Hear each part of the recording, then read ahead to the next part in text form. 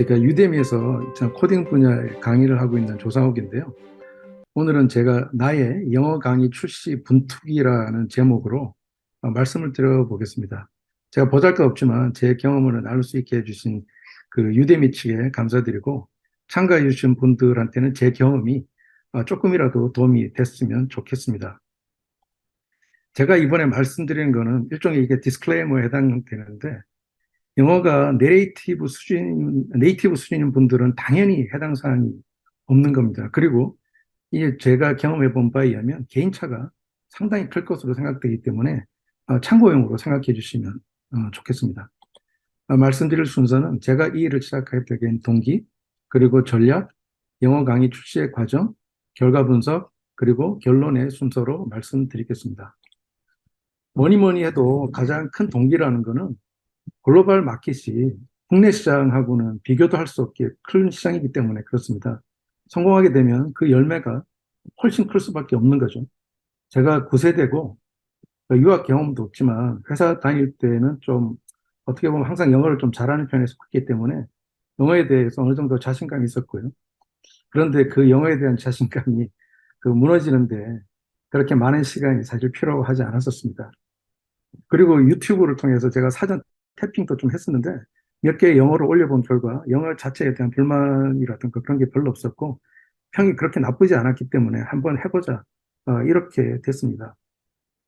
그래서 나름대로 제가 일단 시장 분석을 해봤습니다. 제가 뛰어들려고 했던 시장이 그 온라인 프로그래밍 언어 교육 시장인데 이 시장은 레드오션이에요, 이미. 그러니까 이미 많이 성숙된 시장이랐다는 거였죠. 그리고 경쟁이 굉장히 격렬한 분야입니다. 그리고 분야별로도 절대 강자가 존재하는 결코 쉽지 않은 시장이죠. 그리고 뭐 어느 분야나 마찬가지겠지만 입문자 시장의 시장 사이즈가 가장 크지만 이 시장에서는 강사 인지도가 아주 결정적으로 중요하다라는 분야고 그 부분이고 그리고 제가 쭉 분석을 해봤는데 이것도 좀 고인물이더라고요. 최근에 뉴스타 탄생이 별로 없었어요. 어떤 분야를 막론하고.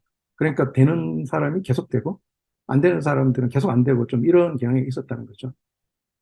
그리고 경쟁이 치열하다 보니까 입문자 시장의 컨텐츠 트렌드도 강의 시간이 계속 늘어나는 거예요. 제가 2017년인가에 처음으로 유대미를 봤을 때는 입문자 강의가 그때 뭐 20시간이면 꽤 길다고 했는데 지금은 30시간 이상 강의도 아주 흔해지는 추세가 됐어요. 그러니까 이게 사람의 어떤 심리를 이용하는 거라고 보는데 잘 모르는 사람이 이왕 어떤 강의를 선택을 할 때 뭐 이왕이면 다운치마라고 뭐 좀 내용이 길면 아무래도 사실 선호할 수밖에 없는 거거든요. 이런 게 있고 그리고 이 경쟁이 치열하다 보니까 메인 컨텐트 외에 첨부물이나 퀴즈 또는 편집 기술 같은 거의 중요성도 점점 높아지고 있더라고요. 프로그래밍 언어 중에서 가장 유명하다고 하면 뭐니 뭐니 해도 요즘은 파이썬일 텐데 유데미에서는 파이썬을 검색해도 10,000개가 넘게 나옵니다. 그러니까 유튜브에 이런 경쟁이 될 수 있는 강의를 생각을 해보면 이 경쟁이 정말 어마어마하게 치열한 시장인 거죠. 그리고 이제 파이썬 분야에서 유데미에서 가장 많이 팔린 두 강사가 호세 포틸라라는 강사와 안젤라 유라는 강사더라고요. 각각 180만 개, 뭐 105만 개 이렇게 팔았는데 여기 뭐 참석하신 분들 많은 분들이 아시겠지만 이게 이제 자기가 셀프 홍보를 하면 97%를 가져가잖아요. 그런데 이렇게 유명하면 유명할수록 자기 홍보 채널에 영향이 크니까 이분들은 최소 이 과목만으로도 100억 이상을 벌여들였을 거다라고 이제 추정이 가능합니다. 그래서 저 나름대로는 시장 분석에 기반해서 전략을 세웠는데요. 뭐 아직까지 성공적인지는 잘 모르겠어요. 첫 번째 플랫폼 선택인데 이 부분은 전 크게 뭐 고민을 하지는 않습니다. 왜냐하면 유데미가 가장 유명하고 이미 국내에도 진출을 해 있기 때문에 뭐 이건 제가 당연히 했어요. 그리고 스택쉐어라든가 뭐 다른 것도 봤는데 그 단일 종목을 파는 게 아니라 레버리 쉐어하는 이런 사이트는 굉장히 돈을 벌기가 힘들다 하더라고요. 그래서 일단은 저는 뭐 여기에는 거의 고민을 안 했고 유다미를 선택했고요. 저의 어떤 전략 진영은 일단 돈을 벌면 좋지만 일단은 인지도를 먼저 확보하자 하는 거를 저는 이제 전략으로 삼았습니다. 그래서 이제 파이썬과 같은 아주 그 시장은 크지고 성숙한 시장은 출시를 하자마자 어쩌면은 바로 묻혀버릴 가능성도 있다고 봤어요. 그러면서 그렇기 때문에 제가 최신 시장이면서도 성장하고 있는 시장이 어딘가 이거를 살펴봤고, 다행스럽게도 제가 알고 있는 플러터라는 언어가 이 기준에 부합을 하더라고요. 그래서 제가 일단 플러터를 선택을 했고요. 그렇지만 플러터에도 이미 시장 강자는 있는 거예요. 그러니까 상대적으로 경쟁이 덜하다는 거지 경쟁이 없다라는 건 아닌데 여기도 강자가 존재하기 때문에 저는 그 중급 이상의 레벨로 시장 크기가 작아서 그 인지도 높은 강사의 참여가 상대적으로 저조한 분야를 좀 찾았고 그래서 저는 일단 스테이트 매니지먼트 분야를 선택을 하게 됐습니다. 어떻게 보면 이제 도망간 거라고 뭐볼 수도 있겠지만 저는 약간 중급 이상의 레벨에서 인지도를 쌓고 이걸 거꾸로 이제 내려오자라는 전략을 좀 생각을 했거든요. 그래서 인지도를 확보한 후에 시장, 그 입문자 시장으로 진입을 하고 또 이제 플러터 외의 분야도 확대를 추진을 한번 해보자라는 게 이게 제가 가지고 있는 전략 방향입니다. 그리고 이제 제가 한때는 팀원이 있다가 지금은 혼자 작업을 하고 있는데 이 단계에서는 이제 경쟁도 치열해지고 있기 때문에 팀을 구성을 해서 진입을 추진을 할까 그렇게 생각하고 있습니다. 근데 플러터 분야도 그 파이썬만큼은 아니지만 여기도 경쟁은 만만찮아요. 약 이제 2,900개가 검색이 되는데 좀 신기하게도 영어로 세팅하고 검색을 하면 판매량도 별로 많지 않은 제게 두 번째로 나오더라고요.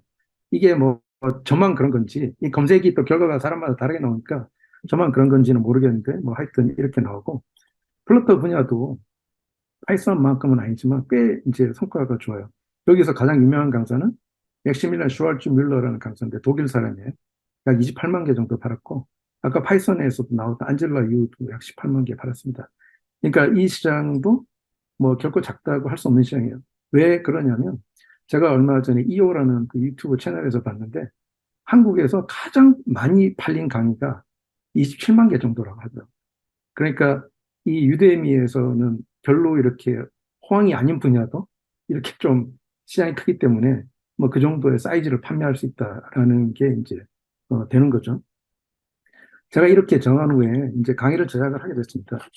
이 강의를 제작하는 과정을 저희가 이제 단일 언어로, 그러니까 한국어로 이제 만들어서 출시한다고 생각해 보면 기획을 하고 스크립트 작성, 촬영, 편집, 자막, 리뷰, 출시 이런 과정을 거치게 됩니다. 그런데 스크립트 작성하고 자막은 옵셔널이겠죠. 뭐 한국어 강의를 하는데 뭐 해주면 좋은 거고 안 해줘도 사실 뭐 크게 문제는 없습니다.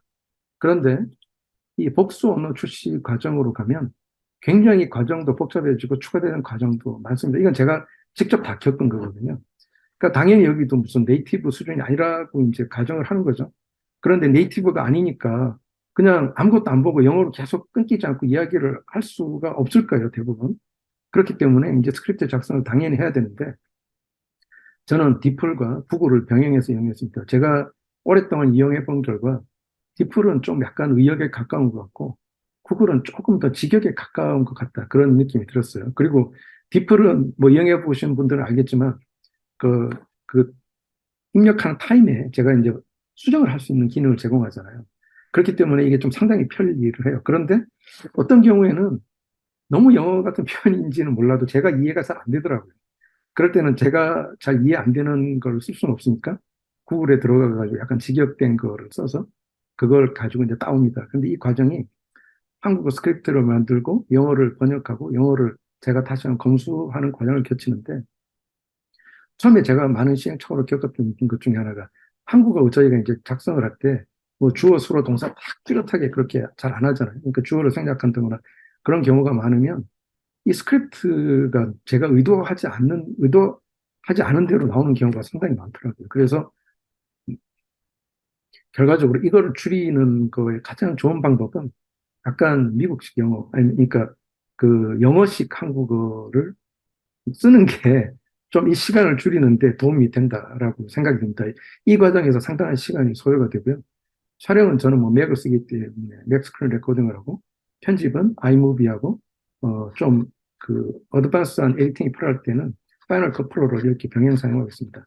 그런데 여기서 단일 언어 과정에서 어떤 추가 편집 촬영이 발생을 합니다. 이게 뭐냐면은 똑같은 의미를 전달할 때 영어와 한국어의 길이 차이가 있어요.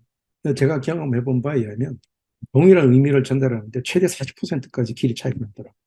그런데 그러면서 빨리 돌리면 되지 않느냐 이렇게 생각할 수 있는데 빨리 돌려도 크게 문제가 없는 컨텐츠가 있고, 이 코딩과 같은 경우에는 빨리 돌려버리면 막 이렇게 화면에 타자가 막 날아다니는 것처럼 보여요. 그러니까 너무 빨라 보이는 거죠. 이것도 사실 저기 그 수강생들한테 불만사항 중에 하나거든요. 그럴 때는 다시 스크립트를 요 섹션만을 위해 가지고 또 번역 재조정하는 작업을 좀 했었어요. 그러니까 너무 이제 차이가 많이 날 경우에는 좀 뭐 말을 좀 늘리는 방향으로 해가지고 그 차이를 줄였고, 한 10% 정도 차이 나는 경우에는 저는 그냥 속도를 줄였고요. 한 20%, 30% 정도 차이가 난다 할 경우에는 제가 말을 좀 거기서는 천천히, 그러니까 중간중간에 끊고 이런 식으로 해서 가급적인 편집 안 하는 방향으로 했고요. 그리고 좀 제일 이제 좀 짜증나는 케이스가, 대부분은 뭐 그렇게 크게 차이는 안 나는데 어순 차이로 인해 가지고 제가 가르치는 부분하고 설명하고 있는 부분에 싱크가 전혀 안 맞을 때가 있어요. 그러면 뭐 대부분은 그렇게 차이가 나지 않기 때문에 조금 뭐 그 레깅이 있어도 저는 뭐 그냥 그렇게 했는데, 이럴 경우에는 첫 번째로는 영상 다시 이제 찍거나 편집하는 거 굉장히 짜증나잖아요. 이거 정말 노가다기 때문에 스크립트를 어떻게든지 좀 고쳐보려고 했었어요. 그래서 비슷한 순서로 나오도록 스크립트를 고쳐보려고 했고, 뭐 이렇게 해도 저렇게 해도 잘 안 되는 경우가 어쩌다가 나와요. 그럴 때는 어쩔 수 없이 그 부분을 위해서 다시 촬영을 했습니다. 그리고 이제 저는 이제 자막 작업은 한국의 뭐 보이즈 엑스라는 회사에서 만든 브루를 사용하고 있습니다. 근데 이 자막 엔진으로 구글하고 위스퍼 두 개를 지금 제공을 해주고 있는데, 위스퍼가 제가 보기에는 훨씬 이게 좀 성능이 좋더라고요. 그런데 아직까지 브루하고 이렇게 완전히 합이 맞는 건 아닌지 몰라도 예상치 못한 이상한 오류가 나는 경우가 있어요. 그래서 저는 현재 구글하고 위스퍼 두 엔진을 병행해서 쓰고 있습니다. 그러니까 만약에 위스퍼에서 너무 정말 이렇게 리커버 할 수 없는 에러가 발생할 때는 다시 구글로 이렇게 하고요. 그러니까 여기서도 뭐 좀 시간이 걸리죠. 그러고 나서 이제 자막 편집 변환 작업을 하는데, 제 영어를 정확하게 알아듣지 못할 경우에는 제가 개입을 해서 자막을 수정을 하는 작업을 해줘야 돼요. 근데 어떤 영상의 경우에는 굉장히 이게 부정확하더라고요. 그래서 이 자막 수정 작업이 굉장히 많이 걸리는 경우가 있어요. 그래서 이것도 이것도 저는 약간 사람마다 다 좀 다를 거라고 생각하거든요. 그러니까 발음이 좀 더 좋으신 분들, 그리고 저같이 9세대 사람이 아니고 최근에 그 세대 분들은 영어를 좀 잘 하잖아요. 그러니까 아마 그런 분들한테는 이게 좀 적을 거라고 생각이 드는데, 이것 때문에 자극이 상당히 많을 수가 있다라는 거고, 그리고 이제 이 브루에서 이 자막을 내보내면 SRT 포맷인데 유대미는 VTT 포맷이기 때문에 이거 뭐 별건 아니지만 이거 굉장한 노가다를, 뭐 이제 100개 이상이면 100개 이상을 갖다가 계속 이렇게 어디 그 공짜로 변환해 준 사이트 가서 이렇게 변환해야 될 작업이 발생을 합니다. 그리고 리뷰업 출시까지는 있는데, 좀 이거 하시면 좀 약간 지친다는 생각이 좀 드실 거예요. 그래서 제가 이제 볼 때 단일 언어 특수 업무량이 최소 정말 두 배는 된다. 이렇게 생각을 합니다. 그래서 이런 과정을 거쳐가지고 2021년 12월부터 시작해서 2022년 12월까지 강의를 출시를 했고, 이번 11월 달에 신규 강의를 출시를 할 예정입니다. 처음 두 개 만들 때까지는 한국어 먼저 만들고 출시도 먼저 하고 영어 만들고 출시하고 이렇게 했어요. 근데 세 번째 강의에서는 제가 영어를 먼저 만들고 한국어를 만들고 출시는 동시에 했었습니다. 아무래도 뭐 저는 좀 이렇게 글로벌을 우선 포커스를 두니까 이게 맞는 것 같아서 뭐 그렇게 했고요. 현재 토탈 인롤먼트, 그러니까 판매량은 4,450개, 유니크 스튜던트는 3,505개, 토탈 리뷰는 746개 되니까 뭐 아주 그렇게 성적이 좋다고는 볼 수 없죠. 그런데 제가 여기서 가장 크게 좀 뼈아프게 생각하는 게, 마지막 플러터 리덕스 이센셜 요거를 제가 나름대로 이 정말 아무도 안 만드는 니치를 노린다고 해서 만들었는데, 이 앞에 두 강의보다 훨씬 시간도 길어요. 시간도 긴데 정말 아무도 안 찾는 건 역시 안 찾더라고요. 그래서 거의 한 10개월, 10일, 지금 10개월이 지났죠. 뭐 각각 100개 정도밖에 안 팔렸어요. 그러니까 이 두 개는 제 판매량에 거의 지금 기여를 못한 거죠. 그 영어 강의에 대한 평가가 굉장히 좀 제 입장에서 하트 브레이킹한 측면이 있었습니다. 몇 개를 살펴보도록 할게요. 여기 보면 그 스피커의 딕테이션이 좀 이상해서 강의에 저 콘텐츠에 집중하기가 어렵다. 뭐 이렇게 쓰는 사람도 있고, 그 이 강사는 난리지는 아주 많은데, 그 액센트는 좀 후져. 뭐 이렇게 있고요. 그리고 이 사람이 내레이션은 그 집중하기가 어렵다. 이해하기가 어렵다. 뭐 그레이트 코스긴 한데 너의 그 보이스는 굉장히 뭐 로보틱해서 좀 이상하다. 뭐 이렇게 쓴 것도 있고 영어가 어렵다. 그리고 이 사람은 아주 악플을 썼죠. 넌 자시야 목소리도 나쁘고 네가 말하는 거 하나도 뭐 이해 못하겠어. 뭐 이렇게 쓴 사람도 있어요. 그리고 이제 잉글리시 랭귀지는 뭐 별로고 사운드가 아주 로다. 뭐 이 친구는 스페인어로 또 이렇게 썼더라고요. 그래서 제가 번역 돌려보니까 extremely boring, 엄청 지겹다. 뭐 이런 거예요. 그리고 또 이렇게 좀 길게 써준 분들도 있는데 이게 단조로운 보이스가 너무 이제 사람을 좀 지치게 만든다. 그래서 내가 휴식을 취하지 않고는 10분도 듣기 어렵다. 그래서 이런 경험은 자기는 유대미에서 처음이다. 이렇게 쓰는 사람도 있고요. 그리고 이 양반은 뭐 좋게 써준 거죠. 아주 이게 어메이징한데 처음에는 발음 때문에 어려웠다. 예? 그리고 뭐 이 사람은 이것보다 훨씬 길게 썼는데 이 랭귀지에 관계된 것만 제가 뽑았어요. 그러니까 뭐 강의 듣기 어려워. 그리고 모노토너스하고 때로는 다음 강의로 넘어가기 위해서만이라도 네가 셀프 모티베이션 해야 된다. 그리고 이제 이 강사는 뭐 이 컴플렉스 컨셉트에 대해서 난리치는 굉장히 좋은데 프레이텐 스킬은 좀 그래. 결국은 뭐냐면 이제 뭐 그레이트 코스인데 여러 단점이 있다. 뭐 이렇게 쓴 거예요.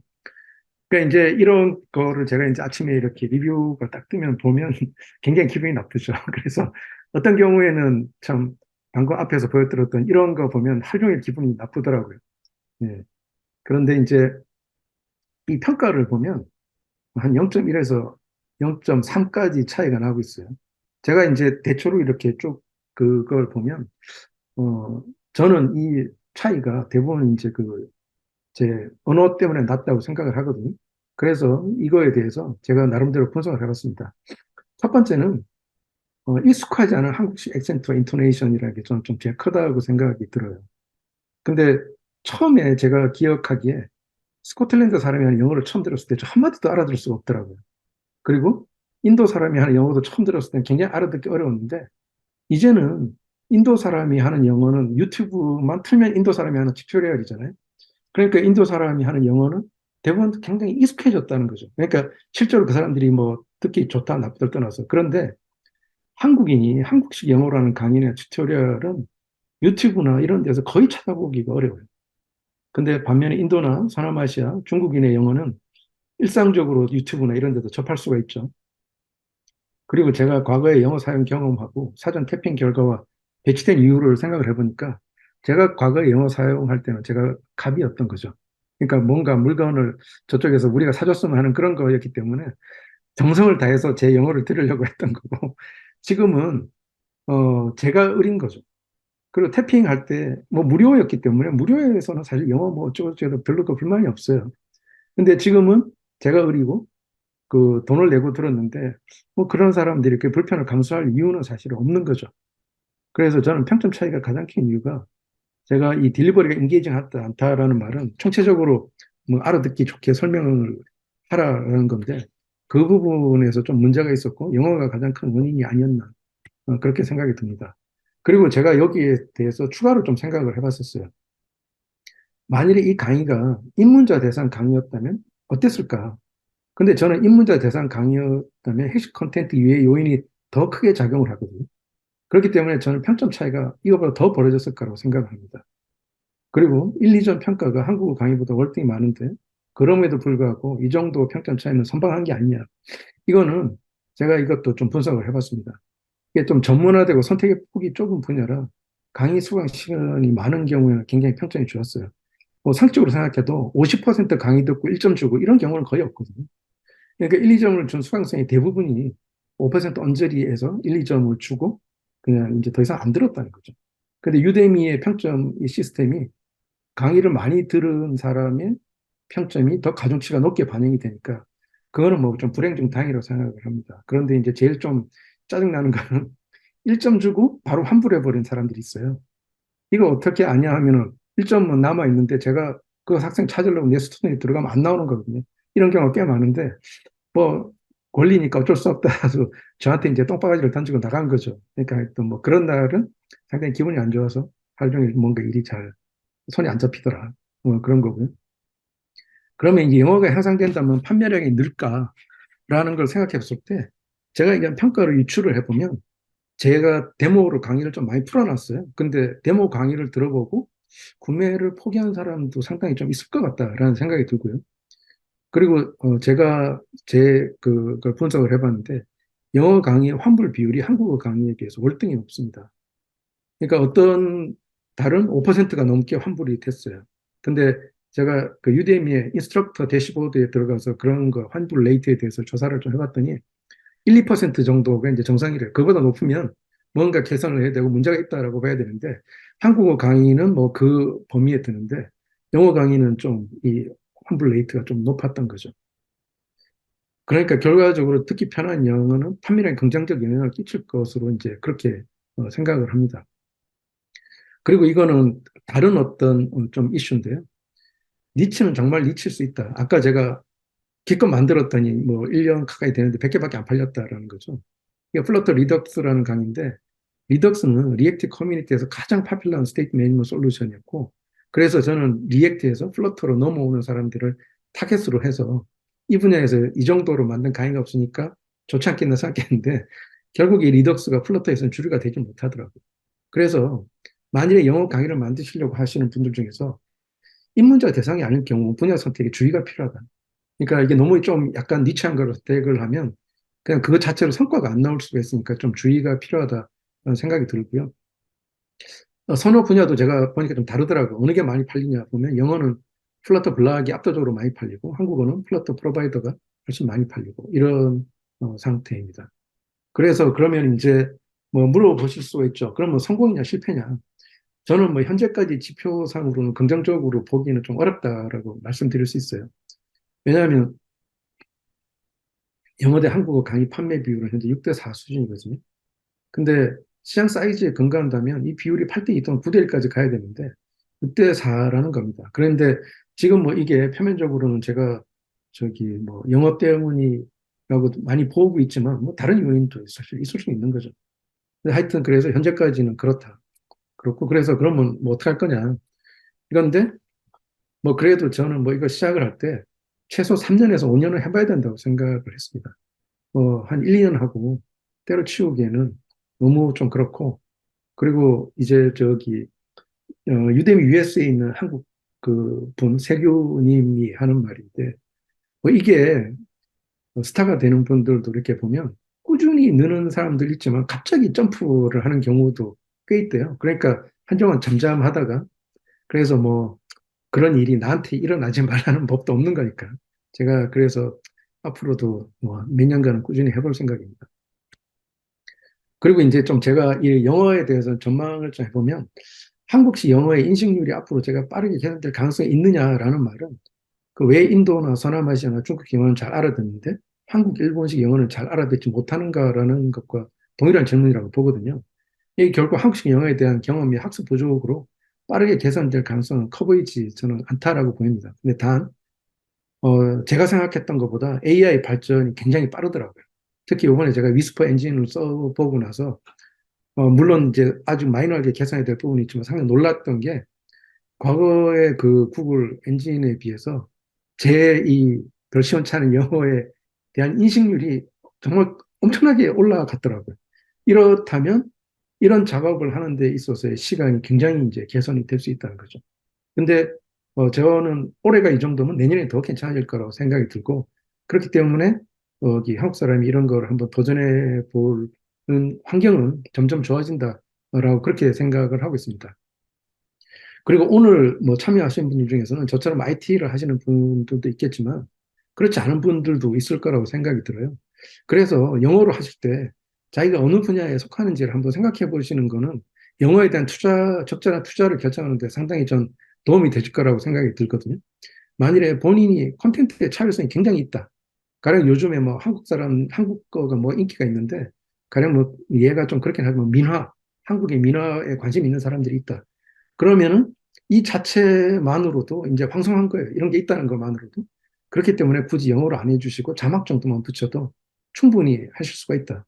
그렇기 때문에 뭐 여기에 많은 투자를 하실 필요는 없고, 혹시 이쪽도 뭐 경쟁이 치열해지면 나중에 그건 그때 가서 하면 되는 거고요.